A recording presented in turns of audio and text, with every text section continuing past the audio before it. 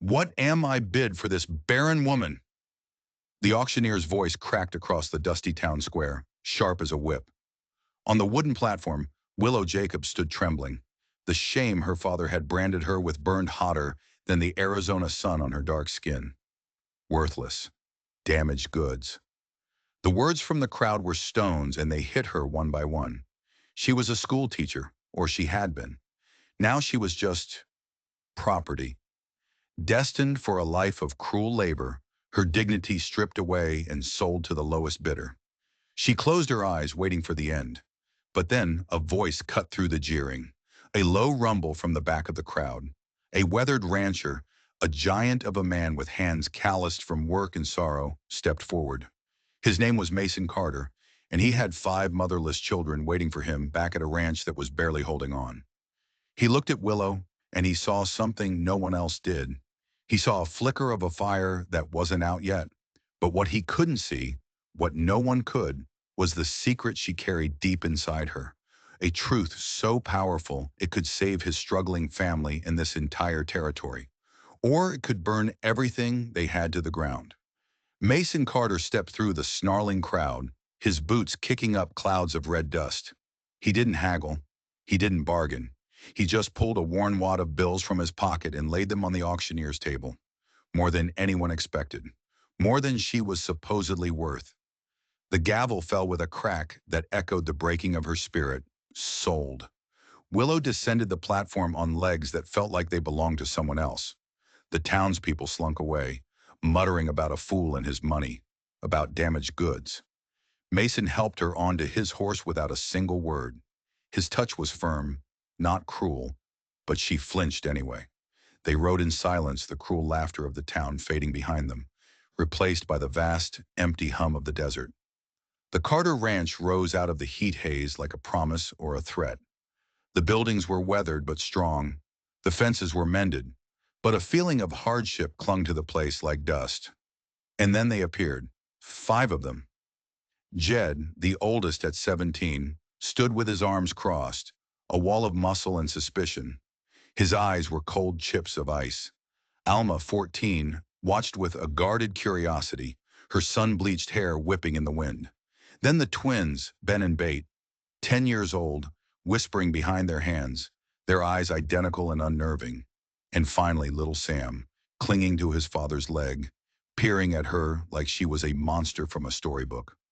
"Children," Mason's voice was gravelly. "This is Miss Willow. She'll be helping around the house." Jed took a step forward, his jaw set like stone. "We don't need help, Pa. We've been managing." "That's enough, son." Mason's voice didn't rise, but it held a weight that pushed Jed back.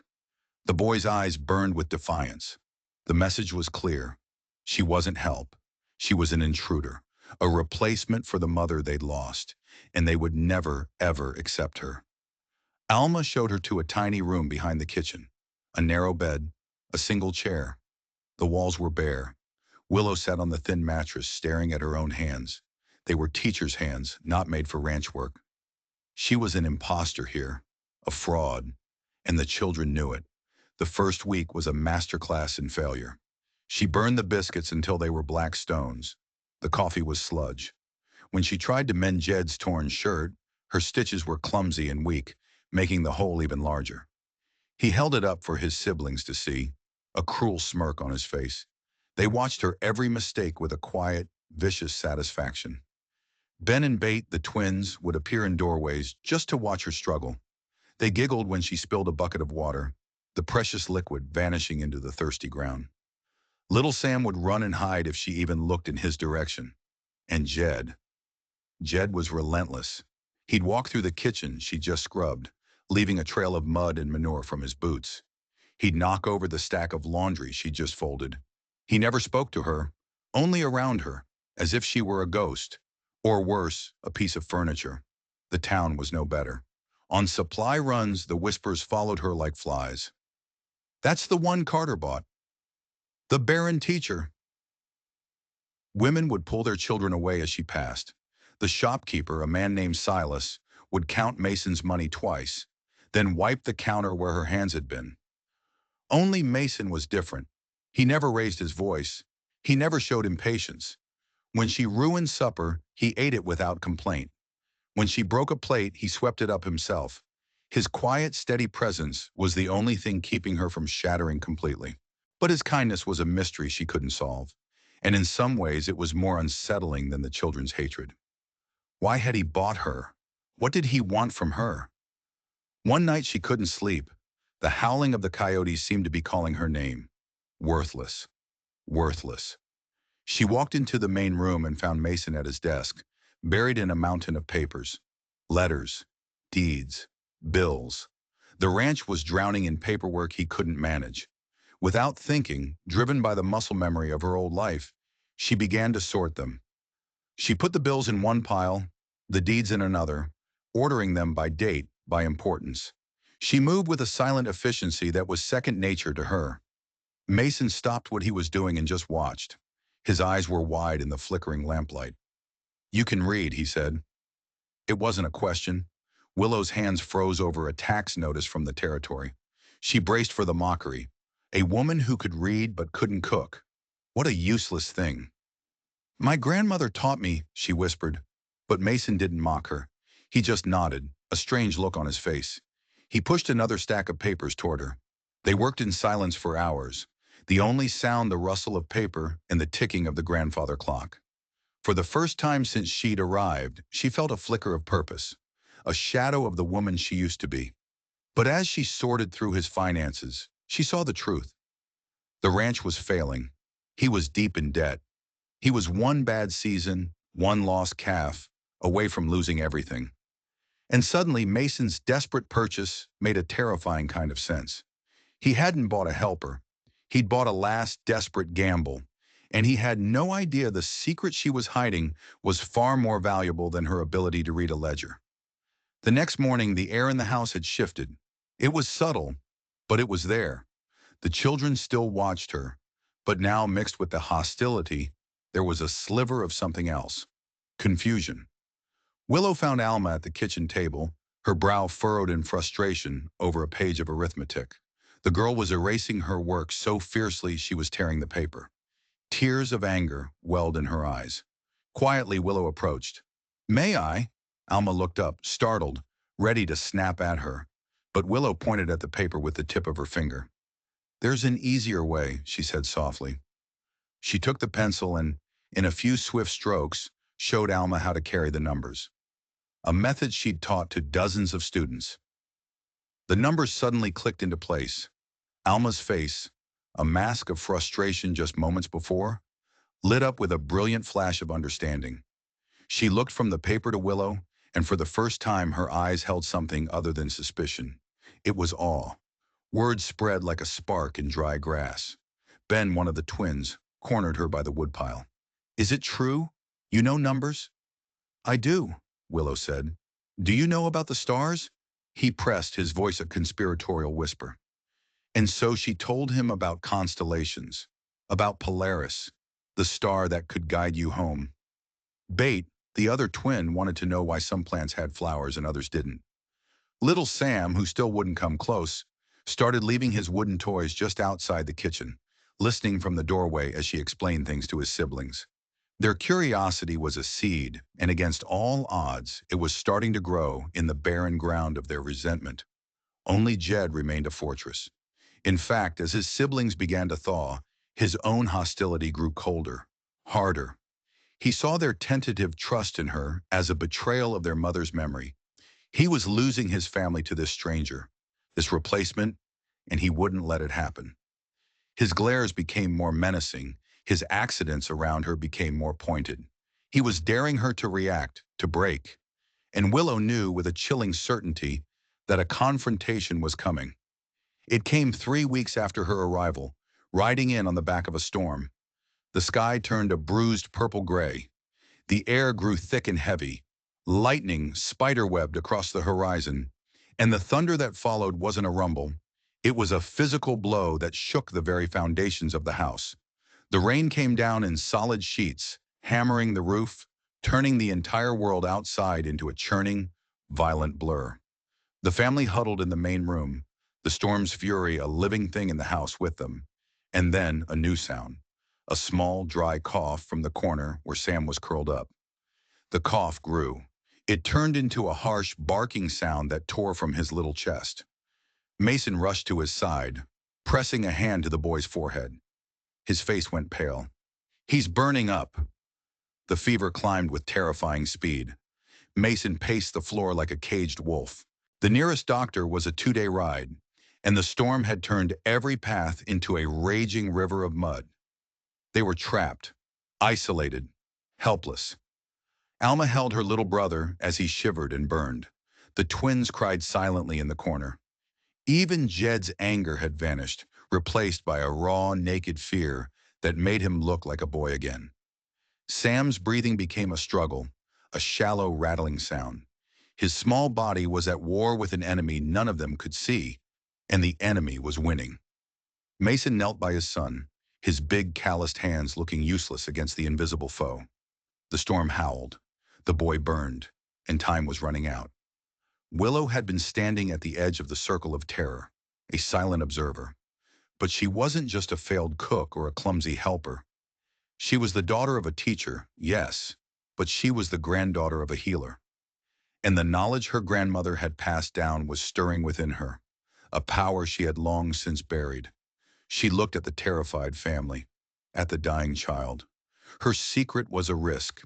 In a world that feared what it didn't understand, her knowledge could be seen as witchcraft. It could get her driven out or worse. But Sam was gasping for air, and she had to make a choice. Willow stepped into the lamplight. "I might be able to help." Every eye in the room snapped to her. Mason looked up, his face a mask of desperation. "How?" "My grandmother, she knew healing," Willow said, her voice steady despite the pounding of her own heart. She knelt beside Sam, pressing her palm to his forehead. The heat was shocking, a dry, malevolent fire. She'd felt this before, years ago, in another life. "I need willow bark," she said, her voice taking on a new authority. "White sage, if you have it. Clean cloths and boiling water. Now." For a split second, nobody moved. They just stared. This broken woman from the auction block giving orders. Then Mason stood. "Alma, check the pantry, where your mother kept her supplies. Jed, get the kettle on the fire. Now." And just like that, the family moved. For the first time, they weren't 5 broken pieces. They were a single unit, with Willow at the center. They found a small cache of dried willow bark, tucked away with Mason's late wife's things. Sage grew wild behind the house, and Jed braved the storm to retrieve a handful, returning soaked but determined. Willow worked with a methodical certainty that surprised even herself. She crushed the bark between 2 stones, the bitter medicinal scent filling the tense air. She was no longer Willow the failed ranch hand. She was the vessel of generations of knowledge. Steep the bark to fight the fever. Burn the sage to clear the lungs. Use cool cloths, but not too cold, to bring the heat down slowly. The family watched, mesmerized. Her hands, which had been so clumsy with a needle and thread, were now deft and sure. "My grandmother was born into slavery," she said quietly as she measured the powdered bark into the boiling water. "But she carried the old knowledge with her. Plants that heal, ways that the doctors don't know." The tea steeped into a dark amber liquid. She cooled it with a few drops of water from the well, testing it on her wrist again and again.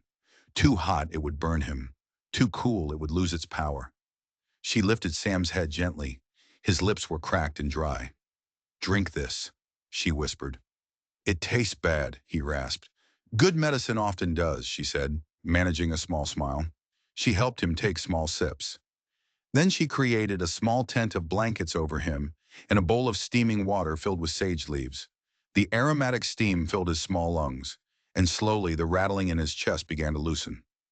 All through the night, as the storm raged outside, another battle was fought inside the small ranch house. Willow held her vigil. Every hour she administered more of the bitter tea. She kept the cool cloths on his forehead. She kept the sage steam flowing. Mason sat beside her the entire time. He never spoke, just watched her work, his eyes filled with a dawning wonder. "Where did you really learn this?" he finally asked in a low voice. "My grandmother raised me after my parents died," she said, not looking up from her task. "She was the healer for our whole community. Even the white folks came to her when their doctors gave up hope. Alma crept closer, helping her wring out the claws. What happened to her? She died when I was 16, Willow said, but she left me everything she knew. She left me her books. You have books? Alma's eyes went wide. Willow nodded toward her small room. Hidden, medical texts, herbals, books on arithmetic and grammar. Mason stared at her as if seeing her for the first time. You were a teacher, he breathed, until 3 months ago. She didn't explain the rest. The lies, the accusations, the ruin. She couldn't. But here, in this desperate night, fighting for a child's life, she felt the pieces of herself coming back together. Just before dawn, the fever broke. It was like a spell lifting. The heat receded from Sam's skin. His breathing eased into the deep, natural rhythm of sleep. The storm outside quieted to a gentle rain. A collective sigh of relief filled the room, a breath the entire family had been holding for hours. Jed, who had stood watch by the door all night, approached her. He looked at Sam, sleeping peacefully, and then he looked at her. His eyes were no longer filled with hate. Thank you, he said. 2 simple words, but they changed everything. The morning brought sunshine and a world washed clean. Inside the Carter house, the world had been remade. Sam was glued to Willow's side, following her everywhere, calling her Ma Willow. The name stuck. The twins, Ben and Bate, barraged her with questions. Can this plant cure a stomach ache? Does this one help a bee sting? Even Jed seemed different. He didn't smile, not yet, but the aggressive anger was gone, replaced by a quiet, watchful respect. He even helped her gather more herbs from the desert, asking careful questions about each one. But it was Alma who was truly transformed. Her interest wasn't just in healing, it was in the source of the knowledge. Can I see them? She asked, her voice hushed. The books? Willow retrieved the oilcloth-wrapped bundle from beneath her cot. She laid them on the kitchen table. A medical text from 1878, its pages filled with detailed anatomical drawings. A well-worn McGuffey's reader. An arithmetic primer. Alma touched the cover of the medical book as if it were a sacred object. Will you teach me? She whispered, then glanced at her father. If Pa says it's okay. Mason was standing in the doorway. He'd been listening. I'd be honored if you'd teach all of them, he said, his voice thick with emotion. And so the Carter Ranch kitchen became a classroom. That first afternoon, 5 children gathered around the table. They were a motley crew. Jed, nearly a man who could barely write his own name. Alma, quick with numbers but hungry for more. The twins, who could read simple words but stumbled over anything complex. And Sam, who knew his letters but couldn't yet form them. Learning is like planting a garden, Willow told them. It takes time. It takes patience. But anything can grow. She started slowly. She didn't just teach them from books. She taught them about their world. Arithmetic was learned by measuring grain and calculating the distance to the next town. They learned geography by mapping the ranch, charting the streams and the mesas. They practiced their reading on old newspapers and letters, connecting their small, isolated world to the larger one outside. And a miracle began to happen. The children blossomed. Jed, silent and surly for so long, started asking questions about the articles in the newspaper, about politics in the territory.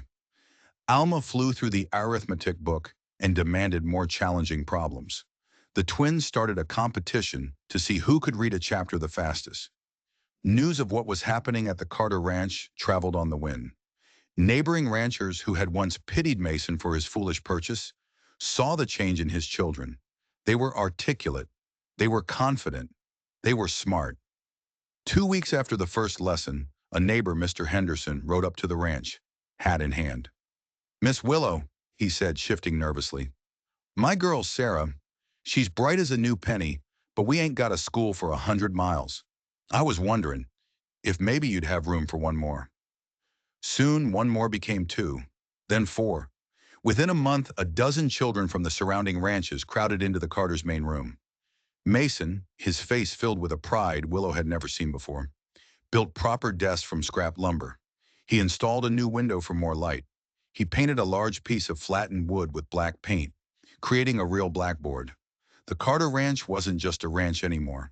It was becoming the heart of the community. Willow herself was changing too.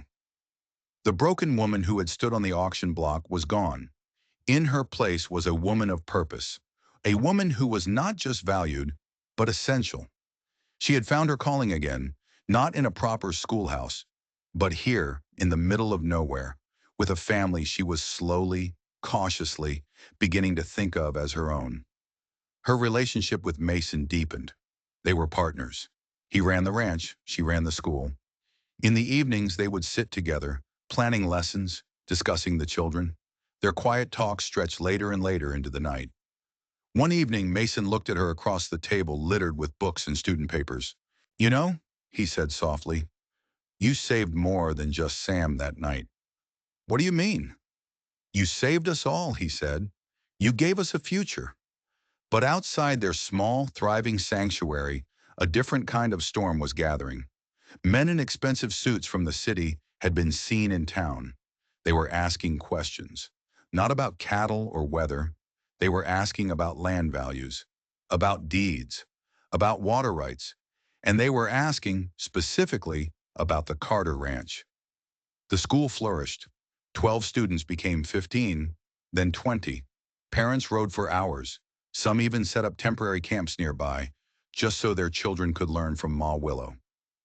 The main room of the ranch house was no longer big enough. With the help of the other ranchers, Mason built a new, separate building, a proper schoolhouse with real glass windows and a potbelly stove for the winter. It stood on a small rise overlooking the ranch, a symbol of hope and progress for the whole community. Willow's teaching methods were the talk of the territory. She didn't just drill facts, she sparked imagination. They studied botany in her thriving garden, learning about plant life cycles by tending to the vegetables that would end up on their own dinner tables. They learned biology by studying the ranch animals. History was taught through the stories of the old-timers who would stop by the school to share their memories. Mason watched it all with a quiet, profound awe. His children, who he feared would grow up isolated and ignorant, were now at the top of the class. Jed was reading books on law and governance. Alma was solving mathematical problems that Mason himself couldn't comprehend. The ranch, once a place of silent grief, now echoed with the sounds of learning and laughter. The fearful, broken woman he had bought out of a desperate, nameless pity was now the most respected person in the region. Their partnership had grown into something more. It was in the way he made sure the schoolhouse always had enough firewood, and the way she saved him the last piece of pie. It was in the long, comfortable silences they shared on the porch after the children were asleep, watching the stars she had taught them all to name. One evening, as they were walking through her garden, checking on the new corn shoots, Mason reached out and took her hand. His touch was no longer just firm, it was gentle. He didn't say anything. He didn't have to. In the fading light of the desert sunset, they both understood that this arrangement, born of desperation and shame, had somehow miraculously become love. But the world outside their peaceful valley was growing darker. The men in suits were back. They called themselves representatives of the Transcontinental Railway. They spoke of progress, of prosperity, of a steel artery that would bring new life to the territory. They started visiting the ranches one by one. They went to the Hendersons first. They unrolled beautiful maps showing the proposed railway line. They offered a generous sum for a portion of their land. When Mr. Henderson politely declined, saying the land had been in his family for generations, the men smiled. "The offer stands," they said. "Think it over. Progress waits for no man." A week later, the Hendersons' well was mysteriously fouled. Their cattle sickened. The men in suits visited the Murphy family next. The Murphys also refused to sell. 3 days later, a section of their fence was cut, and their prize bull, the key to their entire herd, vanished without a trace. A pattern began to emerge. Those who refused the railway's generous offers were suddenly plagued by a string of bad luck. Accidents, sickness, missing livestock. One by one, under immense pressure, families began to sell. They took the money and left quickly, their faces grim, refusing to speak of what had happened. A chill of fear settled over the community. Parents became wary of sending their children on the long ride to school. The laughter in the schoolhouse grew a little quieter. Mason was resolute. "They can offer me all the money in the world," he told Willow. "This land is my children's future. It's our home. It's not for sale." Willow knew he meant it, but she also saw the worry in his eyes. One evening, while organizing the school's growing collection of official papers and territorial notices, Willow was looking at one of the railway company's pamphlets. Something felt wrong. She was a teacher. She had spent her life looking at official documents, at textbooks, at primers. She knew the look and feel of professionally printed materials. The paper quality of the pamphlet was just a little too cheap. The font of the lettering seemed off, and the official-looking seal of the territorial government at the bottom, it was just a little too perfect, a little too crisp. It looked less like an ink stamp and more like a print. A cold dread trickled down her spine. She pulled out the official certificate the territory had sent them, recognizing the Carter Ranch School. She laid it side by side with the railway pamphlet. She was right. The seals were different. The wording in the railway document, which had sounded so official, now seemed clumsy to her trained eye. It was full of subtle grammatical errors a government clerk would never make. These men weren't from the railway. Their documents were forgeries. This wasn't about progress. It was something else entirely, something criminal. And their ranch, with its new, influential school, was right in the middle of it. She realized with a jolt that the saboteurs weren't just trying to scare Mason into selling his land. They were trying to destroy the community she had built, a community that was becoming educated, organized, and much harder to cheat. They weren't just after the land. They were after her. That night, Willow didn't sleep. With the family breathing softly in their beds, she spread the suspicious railway documents across the kitchen table. The more she looked, the more the frauds screamed at her. She compared them to Mason's land deeds, to tax notices, to every official paper she could find. The signatures were too uniform, as if traced. The reference numbers on the documents didn't follow any logical sequence. It was a careful, elaborate lie, designed to look real at a glance. But under the focused eye of a school teacher, it fell apart. Who had the resources to create such a widespread, convincing deception? The next morning, the news was grim. Another family, the O'Connells, had packed up and left in the middle of the night. No goodbyes, just an empty homestead and a cloud of dust on the horizon. The fear was becoming a panic. Enrollment at the school dropped by a third. Willow knew she couldn't go to the local sheriff. He was a gruff, simple man, easily impressed by the fancy suits and official-looking papers of the railwaymen. She needed undeniable proof. She needed to understand the full scope of the operation. She began to write letters, not as Willow the ranch hand, but as Miss Jacobs the school teacher. She wrote to other teachers she knew by reputation in other territories. She wrote to church ministers and county clerks. She described the men, the documents, the pattern of accidents. She asked a simple question: "Have you seen this too?" The replies started trickling in weeks later, carried by weary post-riders. And they painted a picture that was more terrifying than she could have imagined. It wasn't just their valley. The same scheme was playing out across the West: Colorado, New Mexico, Utah. The same men, the same forgeries, the same pattern of intimidation. Ranches were being bought up for pennies on the dollar, entire communities hollowed out. But it was a letter from a fellow teacher in the New Mexico territory that made Willow's blood run cold. The teacher described how their own community had been torn apart by a similar land grab scheme a year ago. She also mentioned that their local school teacher, a promising young woman, had been viciously smeared by false accusations of moral indecency, publicly shamed and driven out of town, all because she had started asking questions about the land company. The letter mentioned the name of the corrupt official who had orchestrated the whole thing, the man who had signed the warrants and validated the lies: Judge Morrison. The name hit Willow like a physical blow. She stumbled back from the table, gasping for air.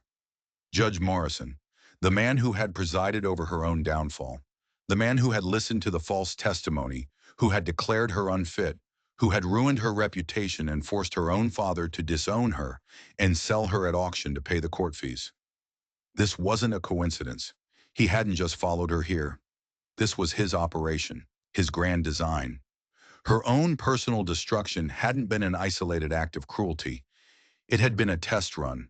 He was perfecting his method of using lies and judicial power to crush anyone who stood in his way. She wasn't just in the middle of a land grab scheme. She was in the crosshairs of the very man who had already destroyed her life once. And now he was back to finish the job. Her hands shook as she laid the letter from New Mexico on the table. It was all connected. She found Mason by the corral, his face grim as he inspected another section of cut fence line. "It was him," she said, her voice barely a whisper. "Him who?" "Judge Morrison, the man from New Mexico, the one who had me sold." She explained everything, the letters, the identical schemes in other territories, the chilling realization that this wasn't just a random crime wave. It was a coordinated conspiracy orchestrated by a man with the power of the law behind him. Mason's face hardened as he listened. "So there is no railway," he said. "Oh, the railway is probably real," Willow corrected him, her mind racing. "That's the genius of it. Morrison is using these fake documents and his intimidation tactics to buy up the land for nothing. When the real transcontinental company comes through, he'll sell them the land he stole from us for a massive profit. He's not just stealing ranches, he's stealing the future." Knowing the truth was one thing, proving it was another. Morrison was a judge, his word against hers, a disgraced former teacher, a woman bought at auction. It was no contest. "We need more than letters," Mason said, his eyes scanning the horizon as if expecting an attack. "We need evidence he can't deny." The investigation became their secret obsession. During the day, she taught the children. At night, she and Mason pored over maps and correspondence, piecing together Morrison's web of deceit. She built a network. The teachers and ministers she'd written to became her eyes and ears across the territories. They sent her copies of the fraudulent documents used in their areas. They gathered testimonies from families who had been forced out. The evidence was damning. The forgeries were identical. The pattern of harassment was the same. She was building a case file that was meticulous, organized, and irrefutable. But their work did not go unnoticed. The pressure on the Carter Ranch escalated dramatically. It was no longer just cut fences. Their prize breeding mare was stolen in the dead of night. The main well, the lifeblood of the ranch, was poisoned, forcing them to haul water from a spring 2 miles away. Then the messages started.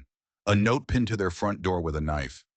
"Mind your own business." A dead crow left on the schoolhouse steps. A warning. Morrison knew. He knew she was investigating him. The game had changed. He wasn't just trying to scare them away anymore. He was trying to silence them. The children felt the change. The world outside their schoolhouse was becoming a frightening place. Jed started carrying a rifle with him when he did his chores. The twins stopped playing outside alone. One afternoon, little Sam was playing by the creek bed, not far from the house. Willow was watching him from the kitchen window when she saw them. Two strange men on horseback, watching Sam from a line of cottonwood trees. They weren't ranchers. They wore city clothes. When they saw her watching, they spurred their horses and disappeared. It wasn't a warning anymore. It was a direct threat against the children. That night, Willow looked at the terrified faces of the Carter family, the family that had become her own. Morrison had underestimated her. He thought he was dealing with a lone, broken woman. He didn't realize that in trying to destroy her, he had given her something to fight for. But he had also shown her his weakness. By repeating his scheme, he had left a trail. Her network of correspondence, the letters, the testimonies. She had dozens of witnesses. She had proof of a conspiracy that crossed territorial lines. This was no longer a local matter. This was a federal crime. News arrived via the postwriter that a team of U.S. Marshals was in the territory, investigating rumors of widespread land fraud and judicial corruption. It was her chance, her only chance.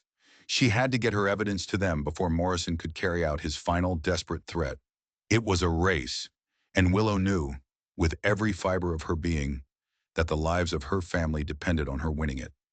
The U.S. Marshals rode into town on a Thursday, their silver badges a stark contrast to the red dust on their coats.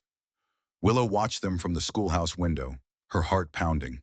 Her portfolio was ready, a heavy leather case filled with months of painstaking work. Letters, forged documents, bank records she'd obtained through a sympathetic clerk in the territorial capital. It was all there. A complete indictment of Judge Morrison.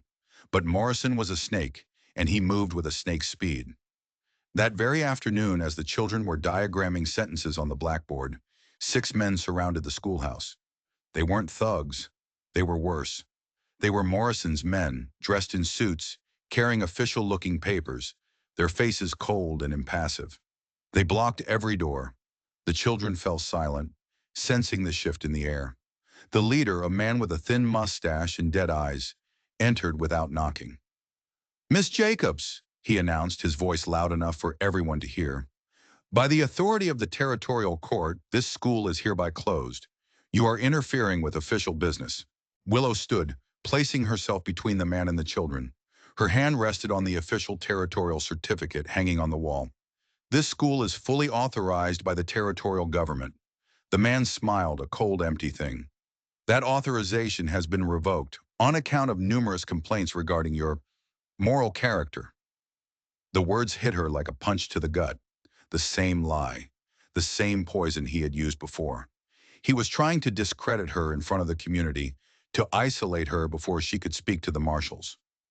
Just then, the door swung open again. It was Mason, alerted by the commotion. Behind him were the Hendersons and the Murphys, who had come to pick up their children. Their faces were a mixture of confusion and alarm. "What is the meaning of this?" Mason's voice was a low growl. "Official court business, sir," the man said smoothly. "This woman is a fraud. She has been operating this school under false pretenses." Before Willow could speak, Jed stepped forward. He was 17 now, as tall as Mason, and the protective fury in his eyes was a fearsome thing. "That's a lie," he said, his voice clear and strong.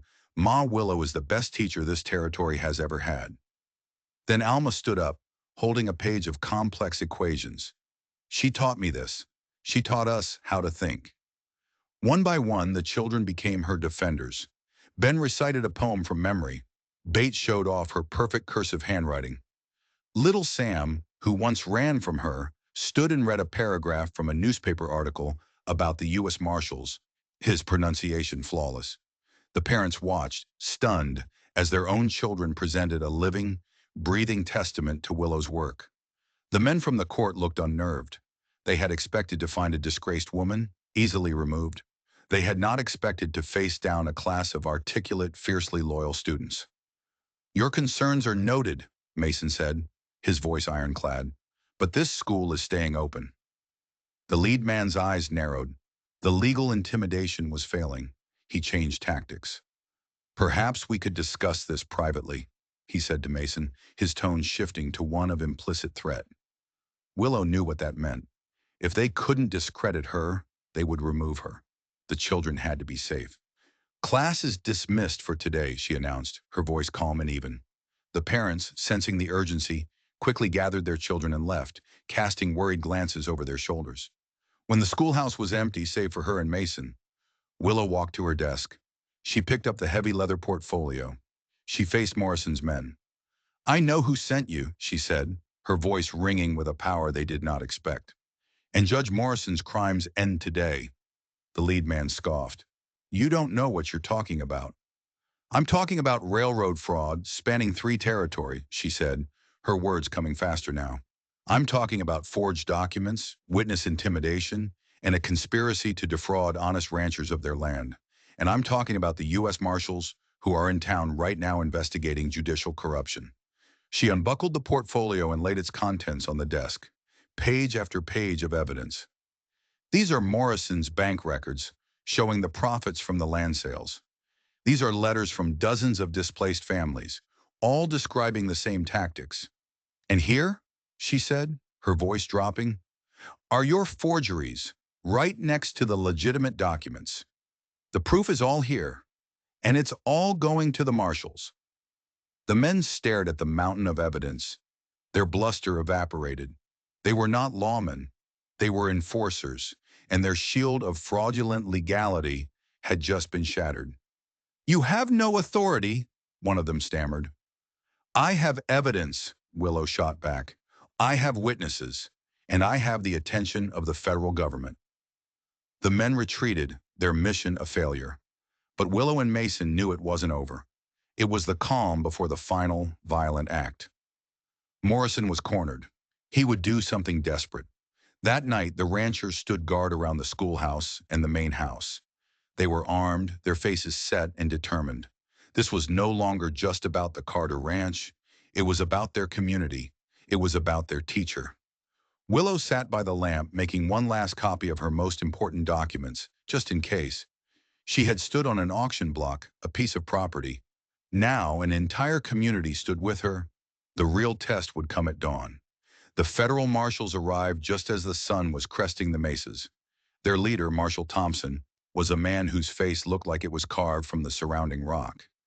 He listened to Willow's story without interruption, his intelligent eyes examining every piece of evidence she presented.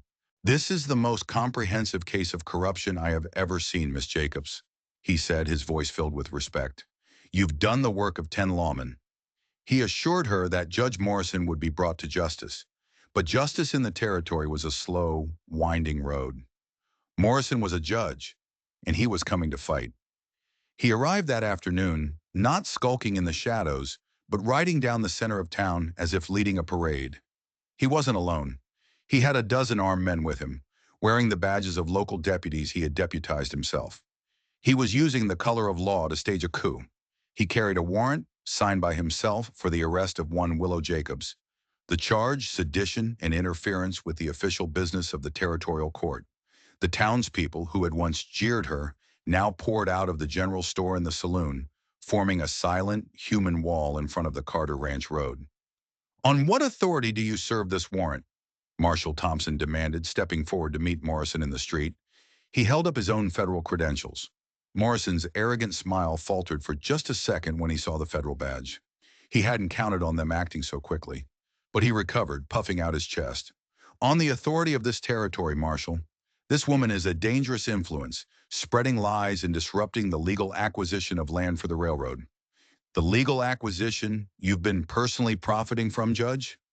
Willow's voice cut through the tense standoff. She walked through the crowd of her neighbors, her evidence portfolio in her hand. Mason and Jet at her side. She faced the man who had destroyed her life. The fear was gone, replaced by a cold, righteous fury. Marshal Thompson, she said, her voice carrying across the silent town square. This man, Judge Morrison, used these same tactics of false accusation to ruin my career and have me sold at auction in New Mexico. He is the architect of a criminal conspiracy. She presented her case right there, in the court of public opinion. She held up the forged documents. She read the testimony from a widow in Colorado whose husband had died in a mysterious accident after refusing to sell. She showed them the bank records, the clear line from the rancher's poverty to Morrison's wealth. Morrison began to bluster, calling her a liar, a woman of low character. The same character you accused her of having before you sold her? A young voice called out. It was Alma standing on the porch of the general store. Her voice, no longer a child's, was filled with contempt. The woman who taught me mathematics you couldn't possibly understand? She saved my life, yelled Sam, his small voice piping up from the crowd. And she taught us all to read. The community became a chorus. She taught my boy to write his name, shouted Mr. Henderson. She brought this community together, cried Mrs. Murphy. The deputies Morrison had brought with him began to look at each other, their certainty wavering. They were local men, and they were listening to their neighbors, not the corrupt judge. Morrison saw his power collapsing. He made one last desperate move. Arrest her! He screamed at his men, his face purple with rage. I am the law here. No, Judge, Marshal Thompson said, his voice like the cocking of a pistol. You're not. You are under arrest for federal charges of fraud, conspiracy, and corruption. The arrest was swift. Morrison's hired guns laid down their badges without a fight. As the marshals led him away in irons, his eyes met Willow's. In them, she saw not hatred, but the pathetic, empty ruin of a man whose empire of lies had crumbled to dust. The victory was absolute. The federal investigation, using Willow's meticulous file as its roadmap, dismantled Morrison's entire network. The stolen land was returned to its rightful owners, or fair compensation was paid. The territory could finally develop honestly.